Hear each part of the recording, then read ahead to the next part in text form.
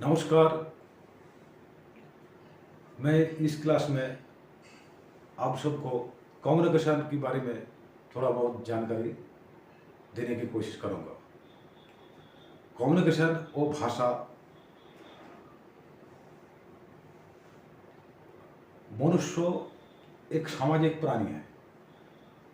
अपना सामाजिक जरूरतों को पूरा करने के लिए वह एक दूसरे से आपसी तथ्य, सोच, व्यवहार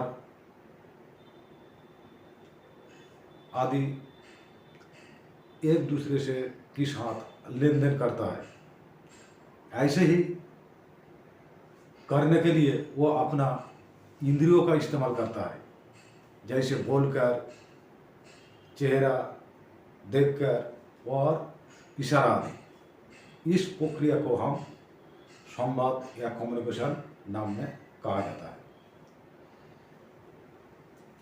शुरू में जब भाषा भी नहीं था उस समय क्या होता था, वो अपना इशारा में, जिसके पास सपोज उदाहरण की तरफ थोड़ा सा आप लोग बता रहा हूँ, जिसके पास गेहूं है और किसी के पास धान है, तो अपना इशारा में ये गेहूं उनकी ज़रूरत है तो वो देता था और वो लेता था धान। तो ये जो है ना इशारा, इसे ऐसे करके भाषा का जब फिर धीरे धीरे तब्दीली होता गया तो अभी भाषा बदलता गया। फिर अपना काम रिवोल्यूशन होते होते अपना अभी जो हम बात बोल रहे हैं ये अभी भाषा में आ गया। तो इसके अंदर हम लोगों को कम्युनिकेशन की थोड़ा बहुत यही जानकारी है कि टेलीफोन, मोबाइल या रेडियो यही कम्युनिकेशन का जरिया है। नहीं, इसके अंदर हमारा भावना, व्यवहार, तथ्य, सोच, विचार ये सारे चीज़ शामिल है।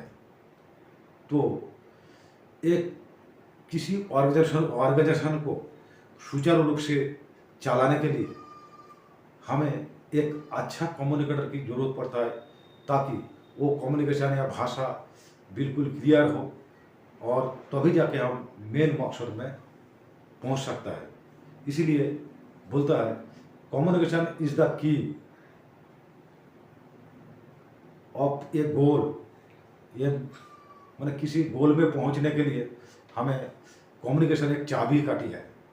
तो चाहे इंडस्ट्री लेवल में हो, चाहे स्कूल में हो, बच्चे को पढ़ाई लिखाई में हो, चाहे बिजनेस क्षेत्र में हो, चाहे किसी भी ऑर्गेनाइजेशन में हो, तो जो ऊपर से दिए गए आदेश को अपने जूनियर या अपने सबॉर्डिनेट तक हर तरह से पास करके और उसी सबॉर्डिनेट या जूनियर की फीडबैक प्रभावी तरीक़ा से अपना सीनियर तक प्रभावी तरीके से पहुंचा जा सके, यही एक तो जो कम्युनिकेटर या लीडर होता है, जाहिर है जो उसको एक अच्छा कम्युनिकेशन स्किल होना चाहिए, ताकि उस ऑर्गेनाइजेशन, चाहे बिजनेस पर्पस, चाहे एजुकेशन, चाहे सामाजिक कोई भी, उसको अच्छा एक कम्युनिकेशन स्किल में माहिर होना चाहिए।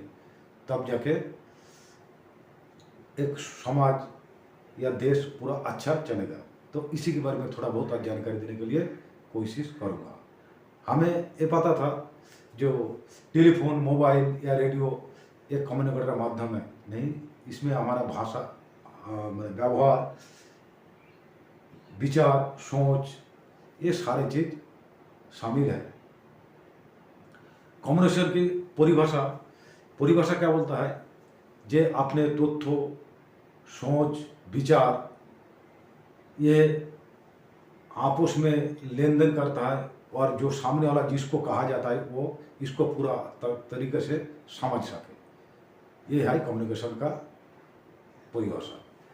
कम्युनिकेशन मूलतः तीन प्रकार, मैंने तीन बातों पर निर्भर करता है।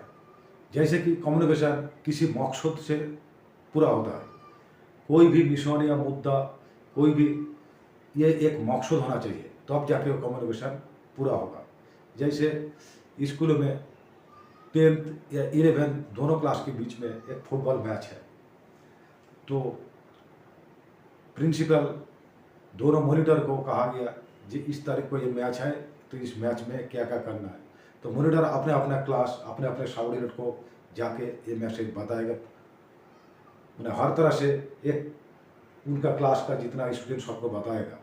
बताने के बाद उसकी द्वारा जो सोच विचार होगा उसका फीडबैक फिर मॉनिटर द्वारा ऊंचा ऊपर तक पहुंचाएगा जी, क्या क्या करने से क्या होगा, क्या नहीं करने से होगा। उसके बाद फाइनल एक डिसीजन होगा। तो ये जो एक मकसद किसी मकसद से पूरा होता है। कम्युनिकेशन एक तरफा नहीं होता है। जैसे कि एग्जाम्पल मैं आप लोगों को थोड़ा बहुत कम्युनिकेशन पर मैं बताने जा रहा हूँ। अगर आप लोग इसको ना सुने ना समझे तो मेरा बोलना कोई फ़ायदा नहीं है। तो इसलिए कम्युनिकेशन हमेशा दो तरफा होना चाहिए।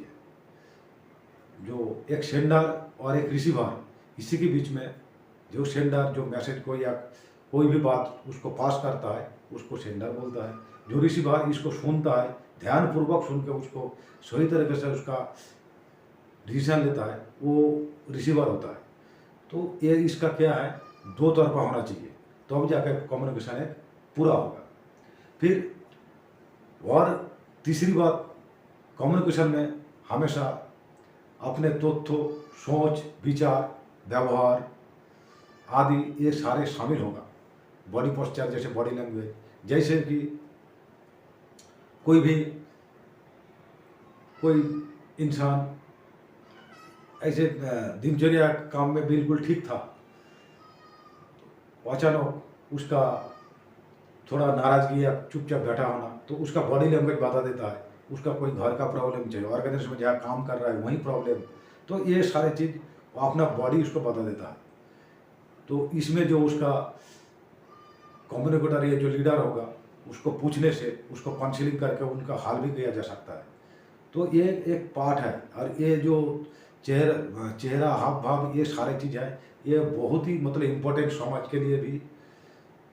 चाहे इवन कभी कभी हम देखते हैं कोई भी एक जानवर भी है, जहाँ डिस्कवरी चैनल वगैरह आप लोग भी देखता होगा, जैसे कोई एक प्राणी चुपचाप बैठा है, मुमुर समझता बैठा है, तो कोई भी उधर जो वन विभाग का है वो भी देख के जाता है तो चुपचाप क्यों बैठा है, तो कहीं उसको पैर में कांटा ढुका इसलिए जा नहीं पा रहा है। तो ये जो एक आपसी मैंने भाव उसको देख के वो समझ गया, फिर उसको कांटा निकल गया तो धीरे धीरे खुश होकर चला गया। तो ये कम्युनिकेशन का ये भी एक पार्ट है। तो हम छोटी छोटी चीज़, कम्युनिकेशन क्या है, हमारा पूर्णांग जीवन में ओतप्रोत भाव एक इफेक्ट करता है। तो हमारा कम्युनिकेशन जितना अच्छा होगा, बेहतर होगा, वो अच्छा मतलब डेवलप्ड होगा हमारे जीवन में।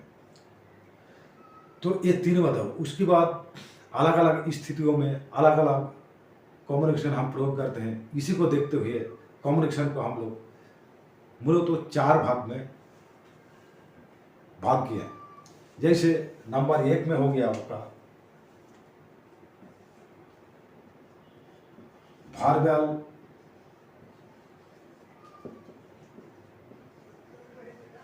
भारबल वोकल। भारबल वोकल ये हो गया सामान्य जो बोली जानी भाषा, जैसे हम बात कर रहे हैं, कोई भी एक दूसरे आपस से बात करता है, आमने सामने बात करता है, तो इसी बात करने से जो बोलता है तो दूसरा वो है सेंडर, और जो मैंने सिर हिलाता है या हाँ बोलता है, समझ गया बोलता है, तो वो हो गया रिसीवर। तो ये दूसरे सामान्य बोली जाने वाली भाषा, इसको हम आमतौर पर क्या बोलते हैं, भारबल वोकल। दूसरे आपका आ गया भारबल नॉन वोकल।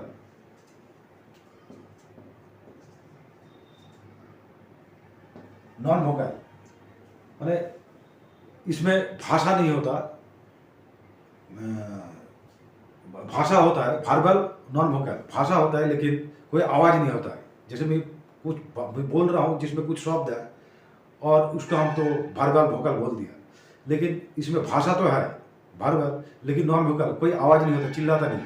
तो इसका एग्जाम्पल जैसे कि आपका न्यूज़ पेपर हो गया, बुक्स हो गया, कोई मैगजीन हो गया, या कभी कभी आप देखते हो उधर लिखा क्वेश्चन लिखा है जो कि आप सीसीटीवी आयताय में है, वो उधर कोई बंदा नहीं है लेकिन आपको लिख दिया जी अंडर सीसीटीवी, मतलब आप सीसीटीवी के दायरे में है, या आपको नो पार्किंग, यहाँ गाड़ी खड़ा नहीं करना है, ये सारे चीज़ क्या हो गया आपका verbal non vocal.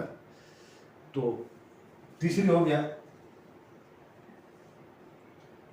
Non verbal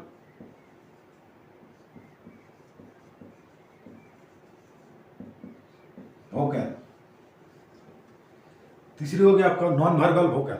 non verbal vocal वो होता है जो कि हम कभी कभी गुनगुना, चिल्लाना, हंसना, ये सारा चीज़ होता है। तो वो क्या है, उसको कोई मैसेज मिल गया या पुराना कोई चीज़ याद आ गया तो अचानक वो रोने लगा, या किसी को कुछ आनंद आ गया, कोई मैसेज मिला ऐसे ही उसका टेलीफोन में मैसेज आया, या तो उसका कुछ रिजल्ट पास हो गया, तो रिजल्ट निकला तो उसमें बहुत वो हंसमुख होने लगा। कोई भी ऐसे इंसान कोई अपने आप मन से गुनगुनाता है, गाना गाता है, ऐसे क्या उसका मतलब अच्छा लग रहा है, उसका कोई केस ऑफ स्टडी याद आ गया तो अपना क्या है अतीत के बाद, या कोई भी वो उसका कोई लाभ हुआ तो इसमें क्या है वो हंसमुख दिखता है। तो ये सारी चीज़ क्या हो गया आपका, वो तो भाषा तो नहीं है लेकिन वो अपना गुनगुनाता है, चिल्लाता है, कोई कोई रोता है, तो ऐसे आ जाता है। फिर आपका आ गया चौथा में नॉन वर्बल नॉन वोकल।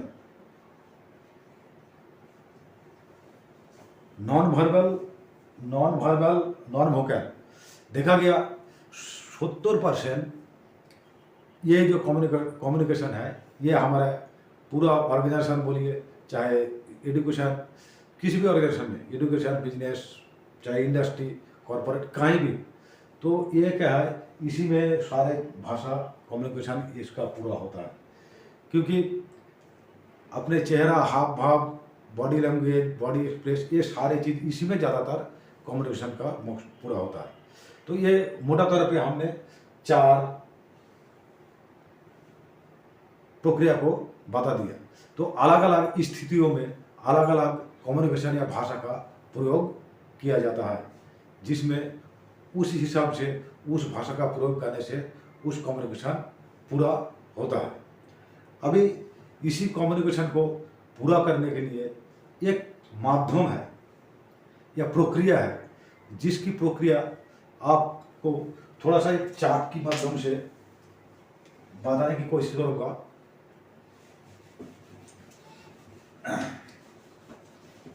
जैसे कि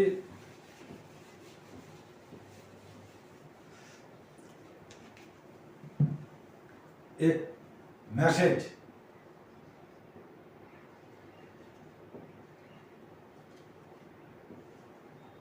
ये हो गया मैसेज। मैसेज हम क्या बोलते हैं, मैसेज या आइडिया, इंफॉर्मेशन। मैसेज कोई भी किसी भी इसमें आइडिया, इंफॉर्मेशन या तथ्य जो सोर्स के पास रहता है, सोर्स मतलब जिसको दिया जाता है सोर्स के पास रहता है, तो ये हो गया आपका मैसेज। मैसेज के बाद आ गया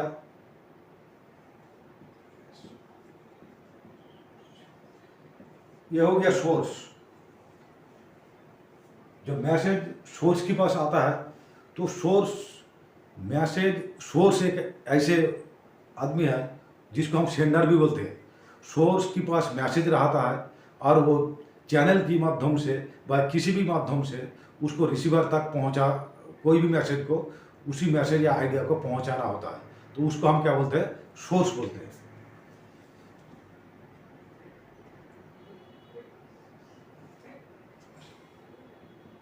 फिर आपका आ गया एनकोडिंग।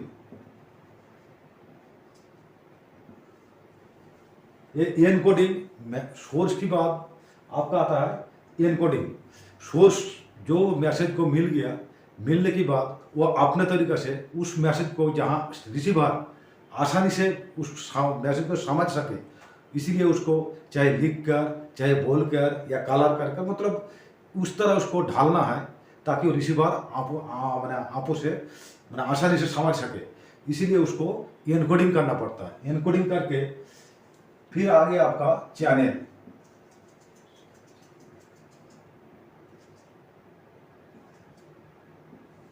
चैनल, फिर उसको चैनल के एक माध्यम होता है जिसके द्वारा चाहे बाय ट्रांसपोर्ट हो, चाहे किसी लोगों द्वारा हो, चाहे मोबाइल टेलीफोन द्वारा हो, एक चैनल माध्यम होता है।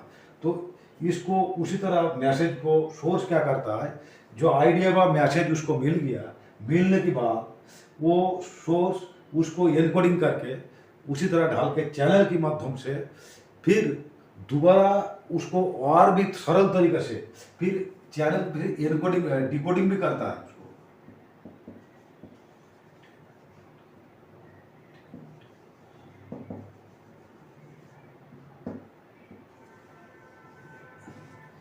ये डिकोडिंग भी करता है, डिकोडिंग करके फिर रिसीवर तक पहुंचाता है।